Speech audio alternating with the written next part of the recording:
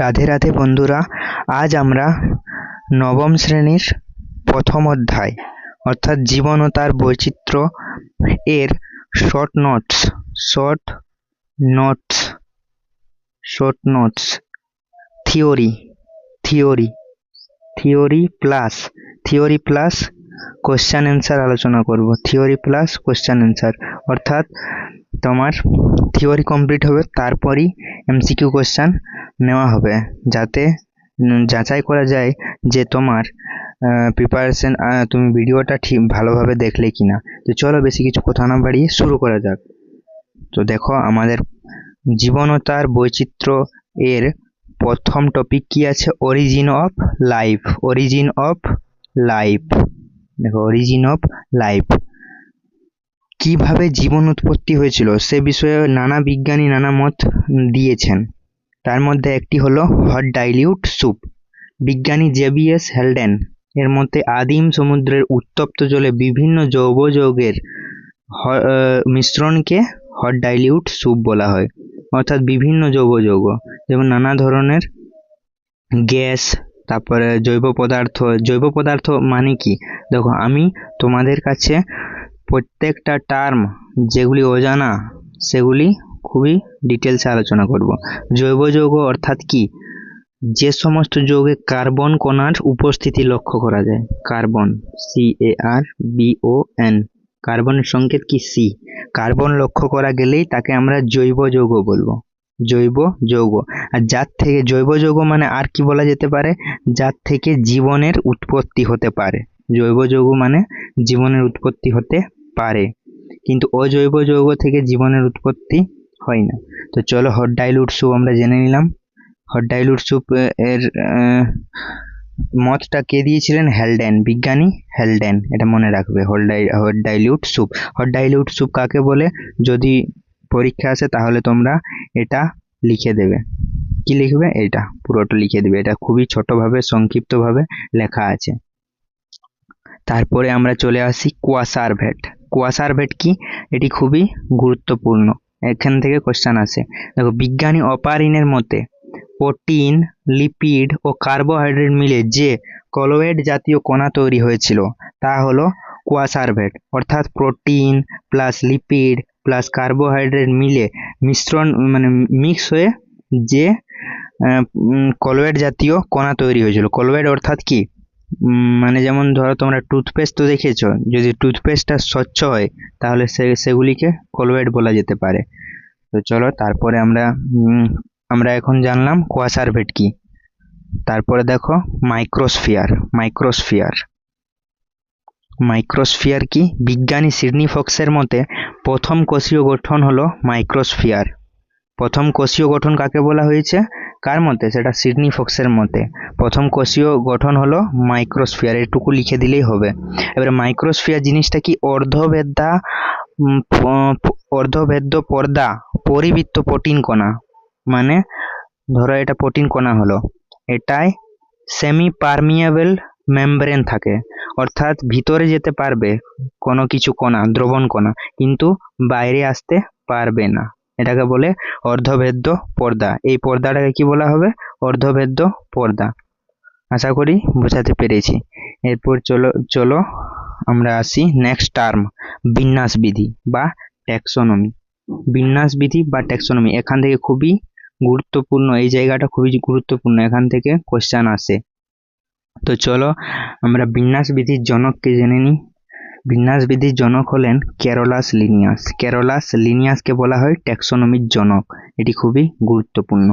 এরপর দেখো, ট্যাক্সোনমি কথাটা কে প্রথম ব্যবহার করেন? না, অগাস্টিন পি দ্য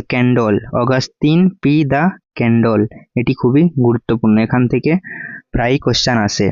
যদি বলে বিন্যাস বিধির জনক বা ট্যাক্সোনমির জনককে, তখন বলবে ক্যারোলাস লিনিয়াস। আর যদি বলে ট্যাক্সোনমির কথাটি কে প্রথম ব্যবহার করেন, তখন বলবে অগাস্টিন পি দ্য ক্যান্ডল। এরপর চলে আসি দ্বিপদ নামকরণ। লিনিয়াস প্রবর্তিত এই পদ্ধতিতে, কোন পদ্ধতিতে? এই বিন্যাস বিধি পদ্ধতিতে জীবের নামকরণে দুটি পদ থাকে। দুটি পদ কি কি? গণ বা জেনাস এবং প্রজাতি বা স্পিসিস।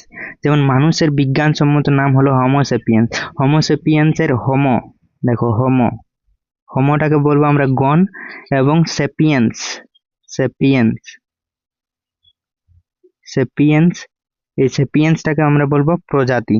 আর দেখো বিজ্ঞানসম্মত নামের ক্ষেত্রে এটা খুবই ধ্যান দিবে যে এই গণটার প্রথম অক্ষর বড় হবে আর প্রজাতির প্রথম অক্ষর কি হবে, ছোট হাতের হবে। এটা খুবই গুরুত্বপূর্ণ। একটা আমি কোশ্চেন দেব তোমাদের কাছে, এটার উপর আমরা কোশ্চেন দেব আর তোমাদের সমস্ত কনফিউশন দূর করব। তো চলো পরের ধাপে চলে যাই আমরা। দেখো 5 রাজ্য শ্রেণীবিন্যাস বা 5 কিংডম ক্লাসিফিকেশন। 5 রাজ্যের শ্রেণীবিন্যাস কে করেছিলেন না বিজ্ঞানী আর.এইচ. হুইটেকার। আর.এইচ. হুইটেকার কত সালে, 1969 সালে সমস্ত জীবজগৎকে 5টি রাজ্যে ভাগ করেন। 5টি রাজ্য কি কি না মনেরা, প্রোটিস্টা, ফাঞ্জি, ফাঞ্জি, তারপরে কি plenty, plenty, plenty, Animalia, Animalia, Animalia, এই 5টি। দেখো 3টা এখানে দিয়ে আছে, মনেরা, প্রোটিস্টা, ছত্রাক, প্লান্টি আর অ্যানিমালিয়া, এই 5টি। এটি কে প্রবর্তন করেন না বিজ্ঞানী হুইটেকার। হুইটেকার 5 রাজ্যের শ্রেণীবিন্যাস। তো দেখো আমরা প্রত্যেকটার বৈশিষ্ট্য জানবো, খুবই সংক্ষিপ্তভাবে নোটসটি বানানো হয়েছে তোমাদের যাতে রিভিশন করতে সুবিধা হয়। দেখো মনেরা, মনেরা প্রথমে আসছে। 5 রাজ্যের মধ্যে প্রথম রাজ্যটি কি মনেরা। এরা এককোষী ও প্রোক্যারিওটিক আদি কোষযুক্ত। প্রোক্যারিওটিক মানে অনুন্নত কোষ, অত উন্নত নয় এদের কোষটি, এদের কোষটি অত উন্নত নয়। মনেরার উদাহরণ কি হবে, ব্যাকটেরিয়া বা সায়ানোব্যাকটেরিয়া আর নীলাভ সবুজ শৈবাল। মনেরা আমরা পড়লাম। তারপর চলে আসো প্রোটিস্টা। প্রোটিস্টা, দেখো প্রোটিস্টা কি, এরা এককোষী কিন্তু ইউক্যারিওটিক। ইউক্যারিওটিক আদর্শ কোষযুক্ত। ইউক্যারিওটিক মানে উন্নত কোষ, আদর্শ কোষ মানে উন্নত কোষ। যেমন অ্যামিবা, প্লাজমোডিয়াম, ভলভক্স, এই সমস্ত হলো প্রোটিস্টার উদাহরণ। দেখো বন্ধুরা আমরা 5 রাজ্যের নাম তো জেনে নিয়েছি, কিন্তু এদের একটা বৈশিষ্ট্য সবার মধ্যে কমন আছে, কিন্তু যা মনেরার মধ্যে কমন নেই। কেন, দেখো মনেরা, মনেরা, এই মনেরাতে শুধুমাত্র দেখা যায় প্রোক্যারিওটিক কোষ, প্রোক্যারিওটিক কোষ, প্রোক্যারিওটিক সেল শুধুমাত্র মনেরার দেখা যায়। বাকি 4টি রয়েছে তাদের কি দেখা যায়, ইউক্যারিওটিক সেল, ইউক্যারিওটিক সেল। আর প্রোক্যারিওটিক সেল মানে আমরা আলোচনা করলাম যে প্রোক্যারিওটিক মানে অনুন্নত কোষ, অনুন্নত কোষ, উন্নত নয়, অনুন্নত কোষ, অত উন্নত নয়। আর ইউক্যারিওটিক মানে উন্নত। তো চলো আমরা জানলাম, এই বৈশিষ্ট্যটাও জানলাম। তারপরে দেখো আমরা এরপর কি করব, ফাঞ্জি, ফাঞ্জি বা ছত্রাক। এরা কি হয়, বহুকোষী হয়। এরা বহুকোষী হয়, ইউক্যারিওটিক হয় মানে উন্নত কোষ থাকে, এবং এরা মৃতজীবী হয়। মৃতজীবী মানে কি, মরা জিনিসের উপর এরা জন্মায়। যেমন দেখবে তোমরা খড়, খড় তো দেখেছো, খড় যখন পচে যায় তার উপরে কি জন্মায়, ছত্রাক জন্মায়। এটা তোমরা নিশ্চয়ই দেখে থাকবে। খড় পচার উপর কাঠ যদি পচে যায়, মৃত হয়ে যায়, দেখো মৃতজীবী এখানে বলেছে, তার উপরেই কি ছত্রাক জন্মায়। এদের কোষে ক্লোরোফিল থাকে না। ক্লোরোফিল কি, ক্লোরোফিল জিনিসটা হলো দেখবে গাছের পাতায়, গাছের পাতায় কি থাকে, ক্লোরোফিল থাকে, সবুজ। গাছের পাতার রং সবুজ কেন হয়, ক্লোরোফিল থাকার জন্য। এর সাহায্যে এরা কি করে, সূর্যালোক, সূর্যরশ্মি গ্রহণ করে এবং খাদ্য তৈরি করে। এটা আমরা সালোক সংশ্লেষ অধ্যায়ে পড়ব। তো চলো পরের এর উদাহরণ দেখে নি। ছত্রাক বা ফাঞ্জির উদাহরণ ইস্ট, মিউকর, ব্যাঙের ছাতা, এগুলি হলো ছত্রাকের উদাহরণ বা ফাঞ্জির উদাহরণ। তো চলো এরপর আমরা চলে আসি প্লান্টি বা উদ্ভিদের কাছে। প্লান্টি কি হয়, প্লান্টি হয় বহুকোষী, এদের অনেক কোষ থাকে। ইউক্যারিওটিক হয়, উন্নত কোষ থাকে এবং স্বভোজী, এরা নিজে নিজেই খাদ্য তৈরি করতে পারে। স্বভোজী অর্থাৎ কি, স্বভোজী মানে হলো নিজেরাই খাদ্য তৈরি করতে পারে। কিসের সাহায্যে খাদ্য তৈরি করে? সালোক সংশ্লেষ পদ্ধতির সাহায্যে, এটাকে ফটোসিনথেসিস বলা হয় ইংলিশে। যেমন উদাহরণ কি, প্লান্টটির আম, বট। এরপরে চলে যায় অ্যানিমালিয়ার কাছে। অ্যানিমালিয়া বা প্রাণী, দেখো অ্যানিমালিয়া নামটাতেই প্রাণী প্রাণী ভাব আসছে। এরাও হয় বহুকোষী, ইউক্যারিওটিক, উন্নত কোষ থাকে এবং পরভোজী, এরা নিজেরা খাদ্য তৈরি করতে পারে না, যেমন মানুষ, বাঘ, কেঁচো ইত্যাদি।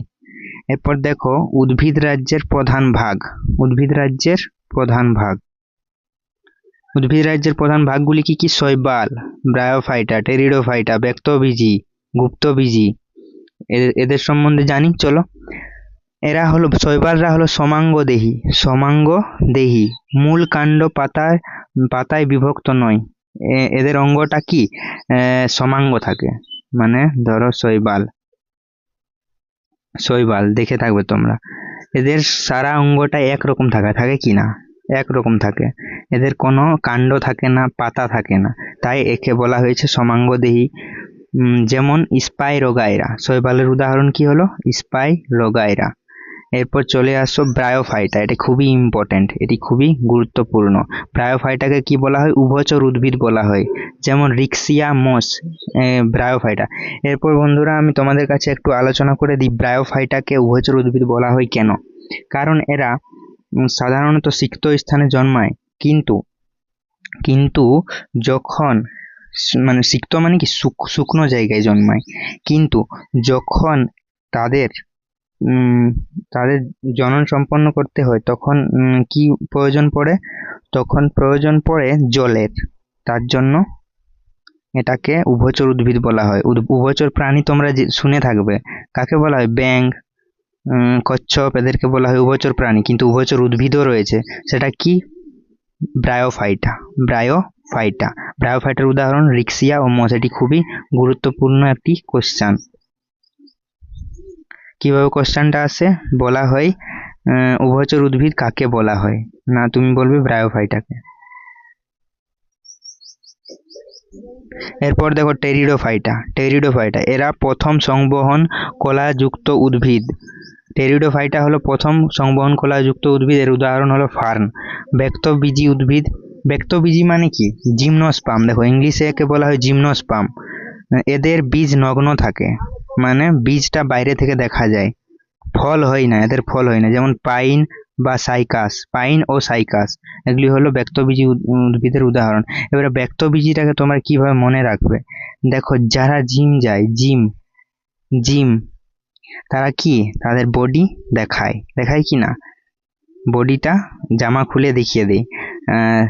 দেখো এরাও কি করে? বীজটাকে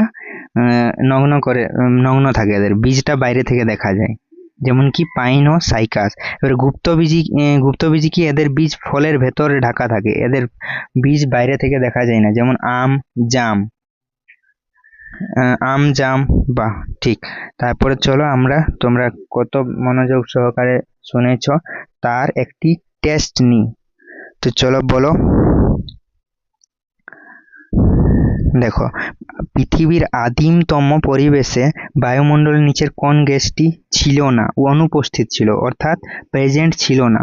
অনুপস্থিত মানে প্রেজেন্ট ছিল না। অনুপস্থিত ছিল মানে কি? প্রেজেন্ট ছিল না। তো কোন গ্যাসটা প্রেজেন্ট ছিল না? প্রেজেন্ট ছিল না। কোনটি ছিল না? না, মুক্ত অক্সিজেন ছিল না। যখন পৃথিবী উৎপত্তি হয় আদিমতম, তখন তো পৃথিবী খুবই গরম, আগ্নেয়পিণ্ড, অগ্নির পিণ্ড ছিল। এটা তো সূর্য থেকেই এসেছে পৃথিবীটা। তখন কি মুক্ত বায়ুমণ্ডলে কি অক্সিজেন ছিল না, যার ফলে কোনো উদ্ভিদও ছিল না, প্রাণ ছিল না। আদিমতম পৃথিবী মানে প্রথম দিকে। তো চলো পরের কোশ্চেনে চলে যাই। যদি তোমরা ভালোভাবে শুনেছো তাহলে এটা খুবই সহজে উত্তর দিতে পারবে। ট্যাক্সোনমি শব্দটি প্রথম কে ব্যবহার করেন? অগাস্টিন পিডা ক্যান্ডল। যদি তোমরা এটা দিয়েছো তাহলে একদম ঠিক উত্তর দিয়েছো। তারপর দেখো নিচে এক্ষুনি আলোচনা করলাম আমরা এটা। নিচের কোন উদ্ভিদ গোষ্ঠীকে উভচর উদ্ভিদ বলা হয়? বলো তো কাকে বলা হয়? দেখো অপশনটাও দেখিয়ে দিই, অপশনটাও দেখো। ব্রায়োফাইটা, দেখো ব্রায়োফাইটাকে কি বলা হয়? উভচর উদ্ভিদ, উভচর উদ্ভিদ বলা হয়। এরপর দেখো নিডোব্লাস্ট কোষ কোন পর্বের প্রাণীদের প্রধান বৈশিষ্ট্য? এটা তোমরা, আমি এটা বাইরের থেকে দিয়েছি, এটা তোমরা ভালো করে পড়বে টেক্সট বইটা। নিডোব্লাস্ট কোষ কোন পর্বের প্রাণীদের প্রধান বৈশিষ্ট্য? না নিডোব্লাস্ট, নিডারিয়া, নিডারিয়া, নিডারিয়া। 5 রাজ্য শ্রেণীবিন্যাসে ব্যাকটেরিয়াকে কোন রাজ্যের অন্তর্ভুক্ত করা হয়েছে? না মনেরা, মনেরাকে ব্যাকটেরিয়াকে মনেরার অন্তর্ভুক্ত করা হয়েছে। এদের থাকে প্রোক্যারিওটিক কোষ। দেখো অ্যান্সার এক্সপ্লানেশন যদি দেখতে চাও তাহলে দেখে নাও, স্ক্রিনশট নিয়ে রাখো।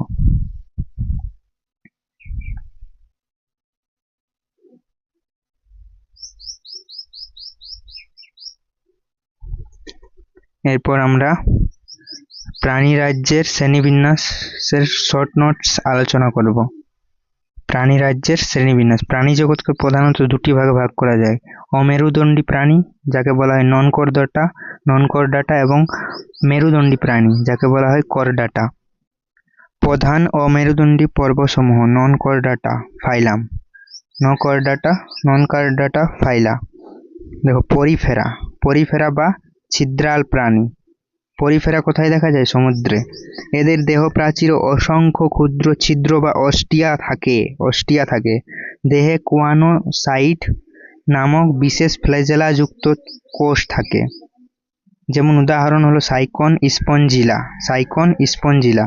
এরপর আমরা 2 নম্বরে চলে আসি নিডারিয়া। দেখো নিডারিয়ার বৈশিষ্ট্য কি কি? নিডারিয়ার বৈশিষ্ট্য হলো এদের দেহে নিডোব্লাস্ট কোষ থাকে যা আত্মরক্ষা ও শিকার ধরতে সাহায্য করে। দেহের ভিতরে সিলেন্টেরন নামক একটি মাত্র গহ্বর থাকে। কলেন্ট্রন বা সিলেন্ট্রন এটাকে বলা হয়।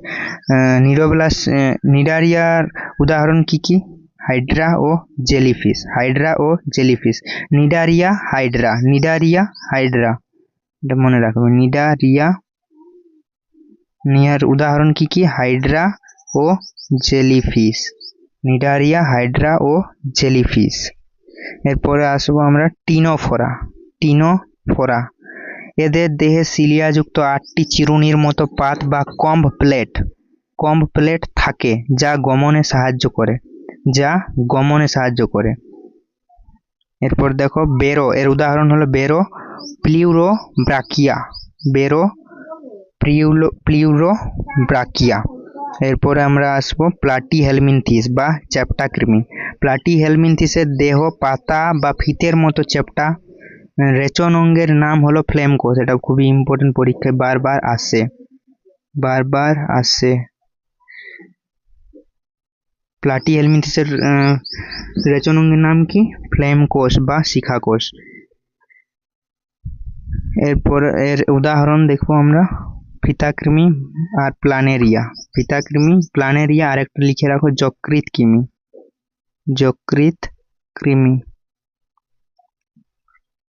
কৃমি। কার উদাহরণ? প্লাটিহেলমিনথিসের উদাহরণ ফিতাকৃমি, যকৃৎ কৃমি ও প্ল্যানেরিয়া। এরপর আমরা নিমাটোডা নিয়ে আলোচনা করব বা গোলকৃমি। দেহ নলাকার ও দুপ্রান্ত সূচালো। এরা সাধারণত পরজীবী এবং এদের দেহে ছদ্মশিলম বা অপ্রকৃত দেহগহ্বর দেখা যায়। এর উদাহরণ গোলকৃমি আর একটা লিখে রাখো গোলকৃমি আর গোদকৃমি। এরপরে চলে আসছো অ্যানিলিডা বা অঙ্গুরিমাল প্রাণী। এদের দেহ আংটির মতো অসংখ্য খণ্ডক নিয়ে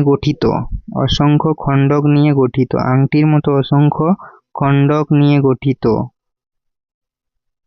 দেখো এরকম থাকে। যেমন কেঁচো।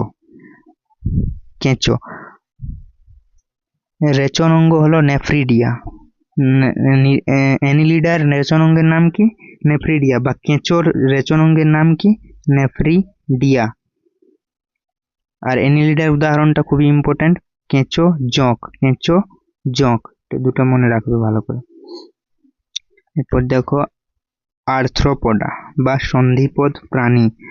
এটি প্রাণী জগতের সবচেয়ে বড় পর্ব। এদের পা গুলি খণ্ডিত বা সন্ধিল হয়।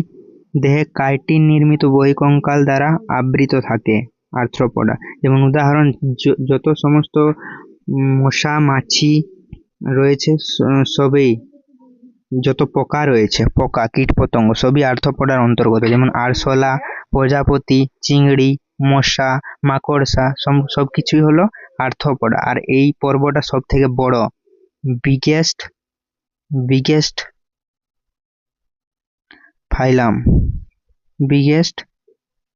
ফাইলাম কোনটা? আর্থ্রোপোডা। আর্থ্রোপোডা হলো বিগেস্ট ফাইলাম বা সবচেয়ে বড় পর্ব। এরপর চলে আসো মোল্লাস্কা বা কম্বোজ প্রাণী। দেখো এদের দেহ নরম এবং সাধারণ একটি শক্ত ক্যালসিয়াম কার্বনেটের খলক দ্বারা আবৃত থাকে। দেহের বাইরে ম্যান্টেল নামক পর্দা থাকে। এটি খুবই গুরুত্বপূর্ণ পয়েন্ট। দেহের বাইরে ম্যান্টেল নামক পর্দা থাকে। গমনের জন্য মাংসল পদ থাকে। দেখো এর উদাহরণ, মোলাস্কার উদাহরণ শামুক, অক্টোপাস, ঝিনুক, এই সমস্ত কিছু।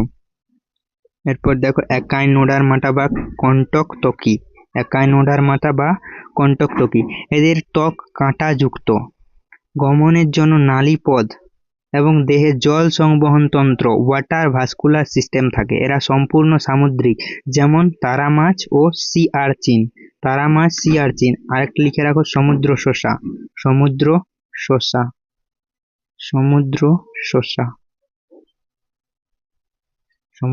শসা। এটার একটা খুবই গুরুত্বপূর্ণ প্রশ্ন আসে এখান থেকে, যে বলে তারা মাছের গমন অঙ্গের নাম কি? নালীপদ। এরপর চলো আমরা যাই করডাটা পর্বের কাছে। করডাটা পর্বের প্রাণীদের জীবনের কোনো না কোনো পর্যায়ে নটোকর্ড, পৃষ্ঠীয় ফাঁপা স্নায়ুরজ্জু এবং গলবিলীয় ফুলকা ছিদ্র থাকে। করডাটার একটি প্রধান উপপর্ব হলো ভার্টিব্রাটা বা মেরুদণ্ডী প্রাণী। এক কথায় তোমরা বলে করডাটা কাদেরকে বলা হয়? যেসব প্রাণীদের জীবনের কোনো সময়ে নটোকর থাকে তাদেরকেই বলা হয় করডাটা। নটোকর থাকে, যে সমস্ত প্রাণীদের নটোকর থাকে তাদেরকে বলা হয় করডাটা, এক কথায় উত্তর। এরপর চলো মেরুদণ্ডী প্রাণীদের প্রধান শ্রেণীসমূহ জেনে নিই। যেমন দেখো মেরুদণ্ডীর মধ্যে হলো মাছের তো মেরুদণ্ড থাকে, তোমরা দেখেছো, কাঁটা থাকে তো। জলজ শ্বাসযন্ত্র ফুলকা, হৃৎপিণ্ড দুপ্রকোষ্ঠ যুক্ত। এরা তো জলেই বাস করে মাছ। শ্বাসযন্ত্র ফুলকা, এরা ফুলকার সাহায্যে কি করে? শ্বাস নেই। এবং হৃৎপিণ্ড দুটা থাকে, এদের দুটা প্রকোষ্ঠ থাকে, দুটা চেম্বার থাকে হৃৎপিণ্ডে এদের, তার জন্য এটাকে ভেনাস হৃৎপিণ্ড বলা হয়। এটি ক্লাস 10-এও রয়েছে। দেখো যেমন রুই কাতলা হলো কি মাছের উদাহরণ। উভচর, চর্ম সিক্ত মানে সুখা চামড়া এবং গ্রন্থিময়, অনেক গ্রন্থি থাকে। তারপরে কি আছে? হৃৎপিণ্ড 3 প্রকোষ্ঠ যুক্ত হয়। কাদের? উভচরদের, যারা জলেও থাকে এবং ডাঙায়ও থাকে। শৈশবে জলে এবং পূর্ণাঙ্গ অবস্থায় স্থলে বাস করে। যেমন কুনো ব্যাঙের হৃৎপিণ্ডের কটা চেম্বার থাকে? 3টা। চলো এরপরে আমরা যাই সরীসৃপ। ত্বক শুষ্ক ও আঁশযুক্ত হয়। বুকে ভর দিয়ে চলে। হৃৎপিণ্ড অসম্পূর্ণভাবে 4 প্রকোষ্ঠ যুক্ত, মানে সম্পূর্ণ নয়। কুমির ছাড়া কুমিরের কি থাকে? সম্পূর্ণই থাকে। কুমির ছাড়া সাপ, টিকটিকি, এদের কি 4 প্রকোষ্ঠ থাকে, কিন্তু সম্পূর্ণ থাকে অসম্পূর্ণভাবে প্রকোষ্ঠগুলি থাকে, কিন্তু কুমিরের সম্পূর্ণই থাকে। এরপর দেখো পক্ষী বা এভিস শ্রেণী। পরীক্ষায় আসে এভিস শ্রেণীর বৈশিষ্ট্য লেখো, তখন অনেকেই ছেড়ে আসে। এভিস মানেই হলো পাখি। দেখো দেহ পালকে ঢাকা থাকে, আবৃত থাকে মানেই ঢাকা থাকে। অগ্রপদ ডানায় রূপান্তরিত হয়েছে, মানে আগের পাগুলি কি হয়ে গেছে? ওদের 4টি পা থাকতো, কিন্তু 2টো পা কি হয়ে গেছে? আগের দিকে 2টো পা কি হয়ে গেছে? ডানায় রূপান্তরিত হয়েছে, যার ফলে তারা উড়তে পারে। অস্থিগুলি ফাঁপা থাকে এবং এরা আরেকটা বৈশিষ্ট্য হবে এরা ডিম পাড়ে। যেমন উদাহরণ পায়রা, কাক, এগুলি হলো এভি শ্রেণীর উদাহরণ। এরপর দেখো স্তন্যপায়ী প্রাণী যেমন আমরা। দেহে লোম থাকে, স্ত্রী দেহে কার্যকরী স্তনগ্রন্থি থাকে, হৃৎপিণ্ড 4 প্রকোষ্ঠ যুক্ত হয় এবং দেহে মধ্যচ্ছদা ডায়াফ্রাম থাকে। যেমন মানুষ, বাদুড়, কৃমি, এরা কি করে মাতৃ স্তন পান করে বড় হয়। মাতৃ স্তন বা মাতৃদুগ্ধ পান করে বড় হয়। পান করে কারা? স্তন্যপায়ী, তার জন্য স্তন্যপায়ী বলা হয়। এরপর দেখো আমরা টেস্ট নিয়ে নিই একটা ছোট্ট তোমাদের কাছে। প্রাণী জগতের বৃহত্তম পর্ব কোনটি? বলো। যদি তুমি অ্যান্সার দিয়েছো আর্থ্রোপোডা, তাহলে একদম সঠিক উত্তর দিয়েছো। আর্থ্রোপোডা প্রাণী জগতের বৃহত্তম পর্ব। ফ্লেম কোষ বা শিখা কোষ কোন পর্বের প্রাণীদের রেচন অঙ্গ? ফ্লেম কোষ বা শিখা কোষ। যদি তুমি অ্যান্সার প্লাটিহেলমিনথিস দিয়েছো, তাহলে একদম সঠিক উত্তর দিয়েছো। তারা মাছের গমন অঙ্গের নাম কি? এটা আমি বলে দিয়েছি। যদি তুমি নালীপথ বা টিউব ফিট অ্যান্সার দিয়েছো, তাহলে তুমি একদম সঠিক উত্তর দিয়েছো। নিচের কোন প্রাণীদের জল সংবহন তন্ত্র বা ওয়াটার ভাস্কুলার সিস্টেম দেখা যায়? যদি তুমি সি আর্চিন অ্যান্সার দিয়েছো, তাহলে একেবারে সঠিক উত্তর দিয়েছো।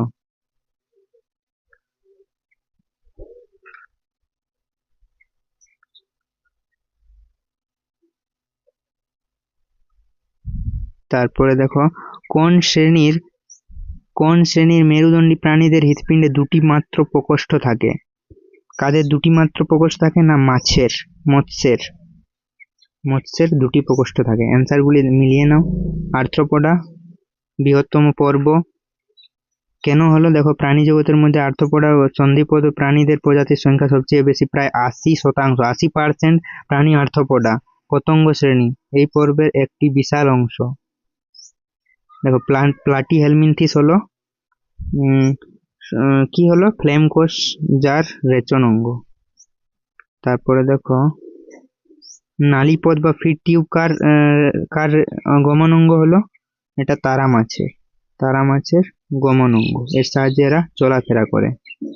তারপরে আমরা বললাম সি আর্চিন, এটাও সঠিক উত্তর দিয়েছি আমরা। জল সংবহন তন্ত্র দেখা যায় সি আর্চিনের। তারপরে আমরা দেখলাম ডবল চেম্বার থাকে।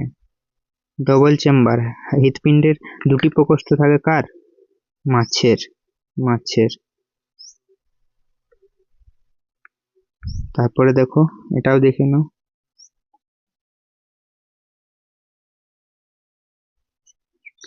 গণিত, ইংলিশ ও বিজ্ঞানের মহাভারত জয় করতে যুক্ত হও আমাদের স্পেশাল ক্লাসে। ক্লাস 9ম থেকে 10ম শ্রেণী পর্যন্ত আমরা কি ক্লাস দিয়ে থাকি। তাহলে খুবই শীঘ্রই সাবস্ক্রাইব করো আমাদের চ্যানেলটিকে। ধন্যবাদ। রাধে রাধে। জয় শ্রীকৃষ্ণ।